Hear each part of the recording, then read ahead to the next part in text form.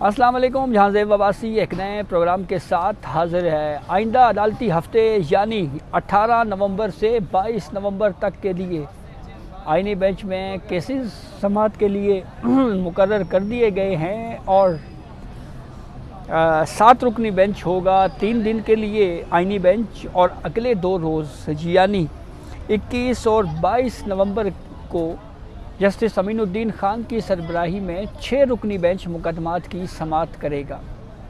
Justice Ayesha Malik आखिरी 2 दिन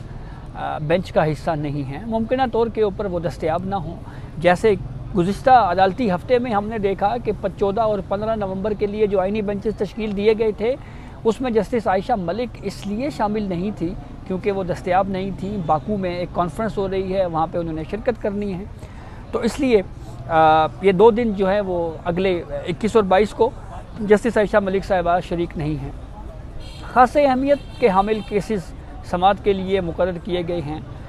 मुबैना audio leak का केस समाअत के लिए मुकर्रर किया गया है। इसके ऊपर तफसील से आप डिस्कस करेंगे, आपको बताएंगे कि ये केस था क्या, इसका बैकग्राउंड क्या था और फिर इसके ऊपर क्या ऑर्डर हुआ with in the judiciary.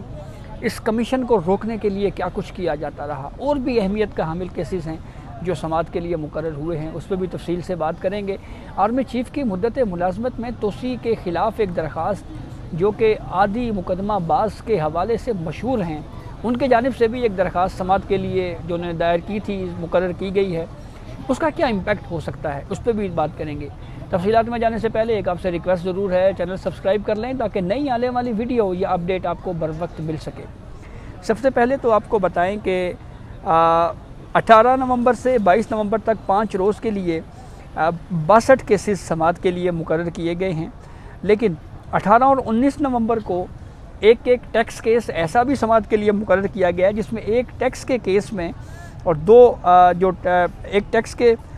Case में 1178 दरखास्तें उसके साथ क्लब हैं, जबकि एक दूसरा टैक्स का केस है जिसमें 662 दरखास्तें समाअत के लिए मुकर्रर है। यानी मजमूई तौर के ऊपर 1840 दरखास्तें सिर्फ टैक्स से मुतल्लिक हैं जो इस काज लिस्ट का हिस्सा हैं। आइंदा अदालती हफ्ते में समाअत होगी तो मजमूई तौर के ऊपर ये कहा जा सकता है कि आइंदा अदालती हफ्ते में तकरीबन 2000 के करीब मुकदमात आईनी बेंच में समाअत के लिए मुकर्रर होंगे या मुकर्रर हो गए हैं। सबसे पहले तो आपको बताएं कि जो ऑडियो लीक के हवाले से केस पर तफसील से बात करते हैं। ऑडियो लीक का केस बुनियादी तौर के ऊपर हुआ ये कि साबका PDM के दौरे हुकूमत में मुजाहिर अली अकबर नकवी, ये वो जज हैं जो करप्शन और मिसकंडक्ट की बुनियाद के ऊपर सुप्रीम जुडिशल कौंसिल ने इनको निकाला था।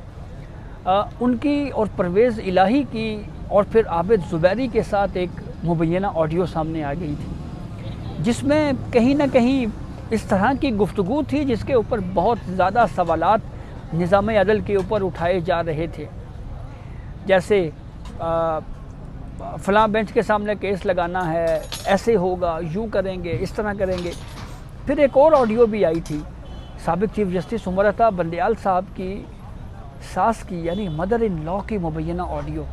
जिसमें बिलवास्ता तौर के ऊपर जस्टिस मुनीब अख्तर का भी तस्करा था। ये मुबैना ऑडियो सब जब सामने आई तो जहाँ पे एक तरफ ये बात की जाने लगी कि ये ऑडियोज़ रिकॉर्ड कौन करता है, वहीं पे दूसरी जानिब ये सवाल भी उठा कि ये मुबैना ऑडियोज़ जो हैं इस पे कहीं ना कहीं जो हमारा निज़ाम अदल है उसके ऊपर सवाल उठ रहा है, इसलिए इसकी तहकीकात होनी चाहिए। PDM की हुकूमत में शहबाज शरीफ वज़ीर आज़म थे, उन्होंने इंक्वायरी कमीशन तश्कील देने का फ़ैसला किया। सुप्रीम कोर्ट से एक सीनियर जज जस्टिस काजी फ़ाइज़ ईसा को चुना गया।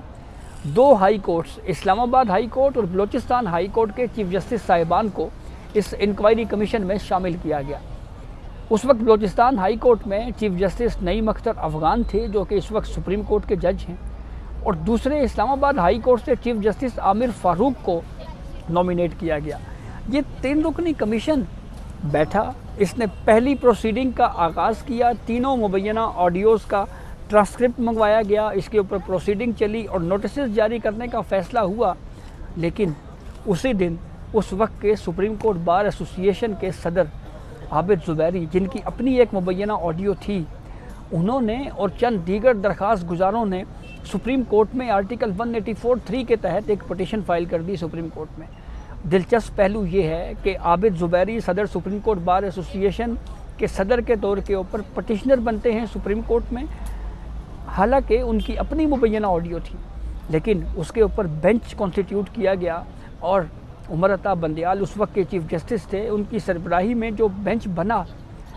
اس بینچ کی سربراہی بھی عمر عطا بندیال صاحب نے کی، حالانکہ ان کی ساس کی مبینہ آڈیو بھی آئی تھی سامنے۔ تو یہ ایک طرح سے کنفلکٹ آف انٹرسٹ تھا، لیکن اس کے باوجود پہلے ہی ہیئرنگ پہ سپریم کورٹ نے جوڈیشل کمیشن کو پروسیڈنگ سے روک دیا اور پھر آج تک وہ کیس دوبارہ سماعت کے لیے مقرر نہ ہو سکا۔ ایک مرتبہ بیچ میں قاضی فائز عیسیٰ جب چیف جسٹس آف پاکستان تھے تو انہوں نے اس کیس کو سماعت کے لیے مقرر کرنے کے حوالے سے ایجنڈے میں معاملہ آیا، لیکن وہ کسی نہ کسی وجہ سے یہ معاملہ جو ہے وہ سماعت کے لیے مقرر نہ ہو سکا۔ اب دوبارہ یہ کیس سماعت کے لیے مقرر ہو رہا ہے۔ اس میں بہت ساری اہم پہلو ہیں جس کا سپریم کورٹ جائزہ لے سکتی ہے۔ اس مبینہ آڈیوز میں جو جسٹس عمر عطا بندیال صاحب کی ساس کی مبینہ آڈیو آئی تھی، جس میں وہ مارشل لاء لگانے کے حوالے سے بھی کوئی بات ہو رہی تھی، اس میں انڈائریکٹلی جسٹس منیب اختر صاحب کا بھی نام آیا تھا، لیکن بہرحال یہ سوال بھی اپنی جگہ کے اوپر موجود ہے کہ یہ آڈیوز ریکارڈ کس نے کی اور پھر لیک کیسے ہوگی۔ دوسرا اہم کیس آرمی چیف کی ایکسٹینشن کے حوالے سے فروری 2024 میں ایک پٹیشن محمود اختر نقوی نامی کراچی کے رہائشی ایک عادی مقدمہ باز کی جانب سے دائر کی گئی تھی۔ یہ پاکستان کی عدالتی تاریخ کا ایک افسوسناک پہلو بہرحال ضرور ہے کہ اس طرح کے مقدمہ باز درخواستیں سپریم کورٹ میں لاتے رہے، عدالتیں ان درخواست گزاروں کو جھاڑ کر روسٹم سے ہٹاتی رہی، لیکن ساتھ پھر ان کیسز کو بھی سماعت کے لیے مقرر کیا جاتا رہا، اور پھر یہ عادی مقدمہ باز آج بھی سپریم کورٹ کے سامنے کھڑے ہو کر یہ کہتے ہیں کہ تقریباً 15 PLDs میں بطور درخواست گزار ایز اے پٹیشنر میرا نام موجود ہے۔ گزشتہ آئینی بینچ میں ایک کیس میں جرمانہ بھی ہوا ہے، 2 جرمانے ایون 20-20 ہزار روپے کے 40 ہزار کے مجموعی جرمانے محمود اختر نقوی کو ہو چکے ہیں کہ وہ بے بنیاد مقدمہ بازی کر رہے ہیں، اور فضول بے بنیاد اور من گھڑت مقدمہ بازی کی حوصلہ شکنی کے لیے 40 ہزار روپے کے 2 جرمانے جو ہے 20-20 ہزار روپے کے محمود اختر نقوی کے اوپر عائد کیے گئے تھے۔ دیگر کیسز کی اگر ہم بات کریں جو سماعت کے لیے مقرر ہوئے ہیں تو اس میں تعلیمی اداروں میں منشیات فروشی کے خلاف کیس، خیبر پختونخوا میں سندھ کے جو سکولز ہیں، خیبر پختونخوا میں جو سکولز ہیں ان کو ابتر صورتحال سے متعلق کیس ہے، اسی طریقے سے زلزلہ متاثرین کے اور ان کی آباد کاری سے متعلق کیس ہے، عدالتی نظام کو ڈیجیٹلائز کرنے سے متعلق کیس ہے۔ پھر اس کے علاوہ اگر ہم مزید بات کریں تو سنی اتحاد کونسل کو ایز اے پارلیمانی پارٹی ڈکلیئر کرنے کے حوالے سے ایک کیس ہے، سندھ کول پروجیکٹ میں کرپشن کے حوالے سے کیس ہے، پھر اسی طرح سے دیگر بھی درخواستیں ہیں، سندھ لوکل گورنمنٹ ایکٹ کے خلاف PTI کی درخواست ہے، بہت سارے کیسز جو ہیں، ایک وہ جوڈیشل ایکٹیویزم کے وہ کیسز جو آرٹیکل 184(3) کا بے دریغ استعمال کر کے وہ کیسز جو ہے وہ پھر عدالتوں میں لائے جاتے اور پھر اس کے ذریعے سے جو کچھ ہماری جوڈیشل ہسٹری میں ہوتا رہا ہے وہ سارے کیسز اب آہستہ آہستہ سماعت کے لیے مقرر ہو رہے ہیں۔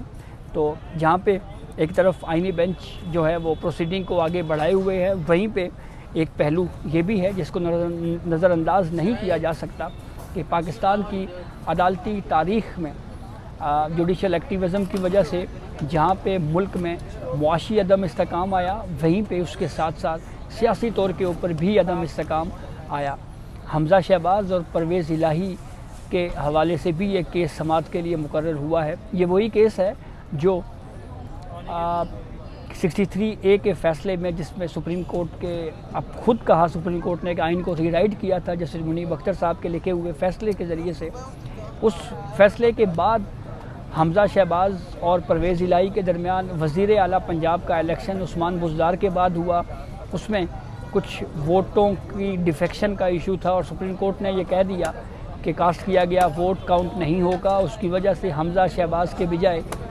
پرویز الہی کو وزیر اعلیٰ پنجاب بنا دیا گیا تھا۔ اس کا ایک امپیکٹ بہرحال اس فیصلے کا پڑا، ایک بنی ہوئی حکومت گر گئی۔ تو یہ وہ ساری چیزیں ہیں جس کے اوپر کم از کم یہ وجوہات ہمیں سمجھ آتی ہیں کہ 26ویں آئینی ترمیم ہوئی کیوں ہے۔ ٹھیک ہے، بہت سارے چیزوں میں کہیں نہ کہیں نقائص یا خامیاں رہ گئی ہیں، ان کو بھی آگے چل کے جو ہے وہ درست کیا جانا چاہیے، جیسا کہ یہ بہت اہم معاملہ ہے کہ جو ریگولر بینچ میں عام آدمی کے مقدمات ہیں وہ بھی متاثر نہیں ہونے چاہیے۔ اس حوالے سے بھی سپریم کورٹ کو کوئی پالیسی متعارف کروانی چاہیے۔ وہیں پہ میرے خیال میں پارلیمنٹ پہ بھی ہے کہ وہ یہ آرٹیکل 184(3) کے یہ کیسز جن میں بے جا اسکت نوٹسز لیے جاتے رہے ہیں، اس میں ان کیسز، ان 100 موٹو کیسز کے ذریعے سے معاشی اور سیاسی طور کے اوپر ملک کو جو کچھ بھگتنا پڑا، اس کے اوپر ایک ریسرچ پیپر جاری کرنا چاہیے، تاکہ اس سے